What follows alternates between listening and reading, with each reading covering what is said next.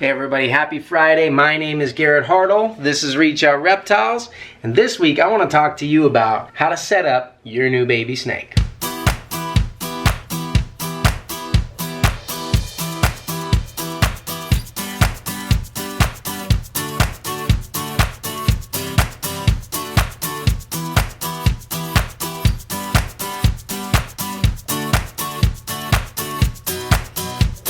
Okay, so you might be thinking, setting up my new baby snake, this is a little bit basic, Garrett. And that's true. I do want to target this video for beginners, but there's going to be a couple of pro tips in there as well, based on experience of going through thousands and tens of thousands of babies over my career with these reptiles. So I want to throw some stuff out there that I commonly see even some more advanced keepers doing that could present a problem if you're not careful. Okay, pro tip number one, always set up a quarantine enclosure before you drop them in their final enclosure, even if you only have one snake. Well, Garrett, why would I do this? And the reason is things like parasites that they can have on the outside. A lot of times snakes come in from big breeders or pet stores with mites. Anybody with an open facility that allows the public in and out all the time or goes to shows all the time, going to be prone to picking up ectoparasites or bugs that live on the outsides of your snakes. So you want to set up and you want to get them treated for that before they go into their final enclosure. But the main thing is, especially with new babies, like this cute little girl right here, isn't she a cutie? What a little cutie. They can become very insecure in a new environment. So you're going to want to put them in something that is overall very secure feeling. You can forget about the aesthetics or enrichment and some of these other things that they'll need over the lifetime that you have the animal. And right now in the beginning, just focus on making that new baby animal feel happy. With something like a reticulated python, a lot of that is going to have to do with dark, defensible spaces and food. In this first enclosure, just use newspaper. It can be a simple printed paper, but you want the paper type, not the glossy stuff. Or you can pick up bulk unprinted newspaper, which is actually what I prefer. It's not that much more expensive, and I just hate getting like red stains on my snakes from the ink.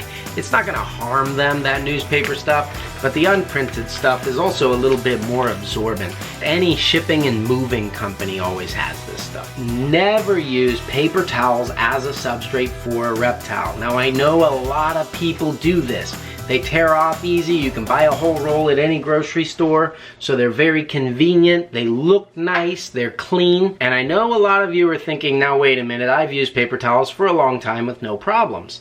But let me tell you what happens with paper towels that doesn't happen with newspaper. Very occasionally, when the snake is sitting on the paper towel and they grab a food item and they wrap it up, they'll catch the corner of that paper towel in with it and actually manage to tear a small piece off. Paper towel is extremely absorbent, and so if they ingest that piece of paper towel, it's going to get wedged down in their gut, and they cannot pass it through because it absorbs and it soaks up and causes an impaction that is most of the time fatal.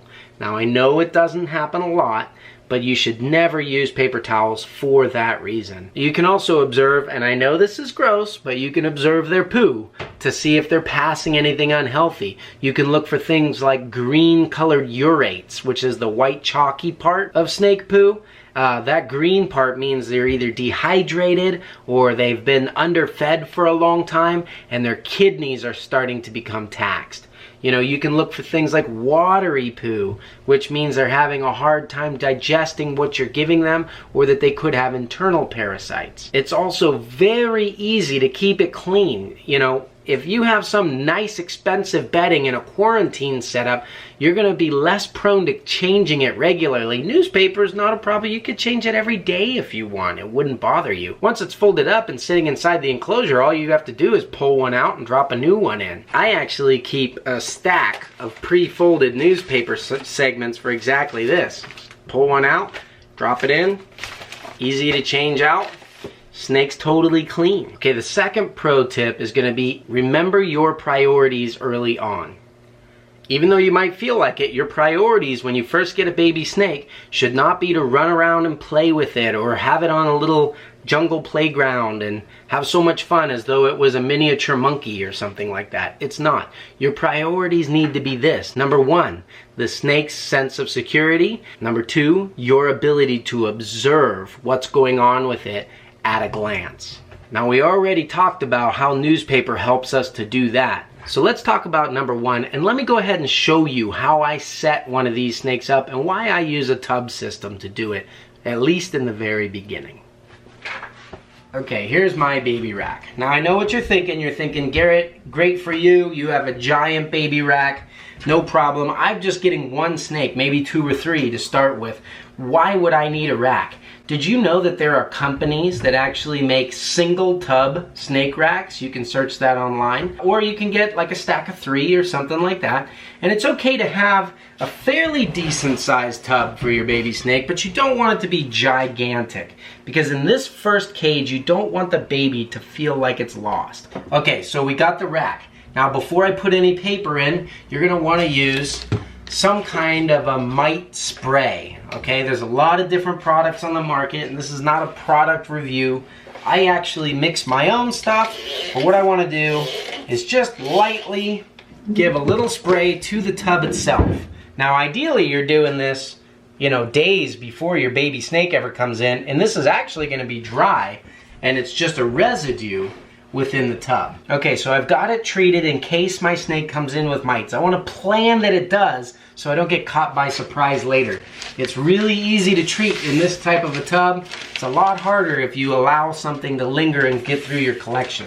So I got my unprinted paper, which I already have cut and folded to size. This is pretty thick paper, and it's still doubled into 2 layers. So that it does give a little bit of padding to the animal and some nice absorptive properties as well. And of course we want to give them nice fresh water bowl. Now with a water bowl, it's important to use something very low and shallow, and I like to use kind of an oversized water bowl in the beginning so that they can soak. Now these water bowls here actually also have a white bottom, so it makes it really easy to see.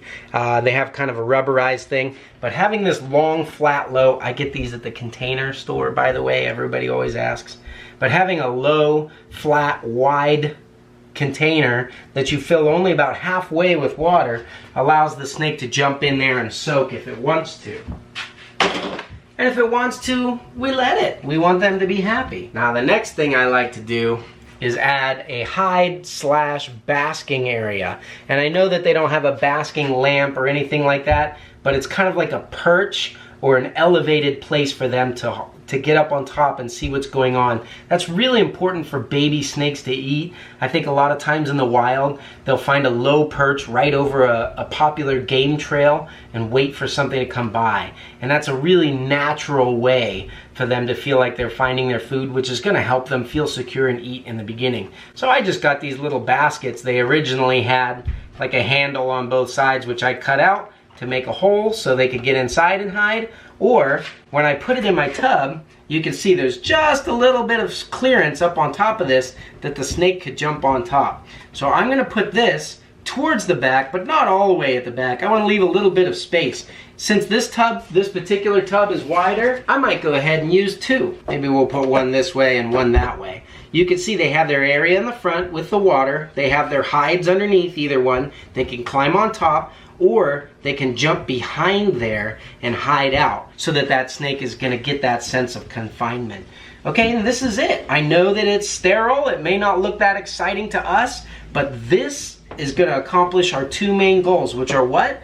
Number 1, the snake's sense of security. It's got multiple hides. It has perches and areas to hang out up on top, or it can kind of sneak behind those boxes and hide in there as well as a dark recessed area. So lots of good sense of security on that.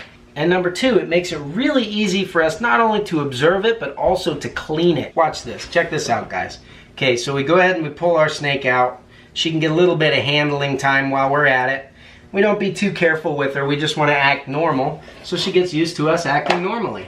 I can set these somewhere. I'll go dump my water, refill it, toss the old bedding, drop a new one in, fresh water, a couple of hides, and what do you know? Look at that. She got a little bit of hiding, a little bit of handling time, and she's ready to go back in her enclosure. But that's it.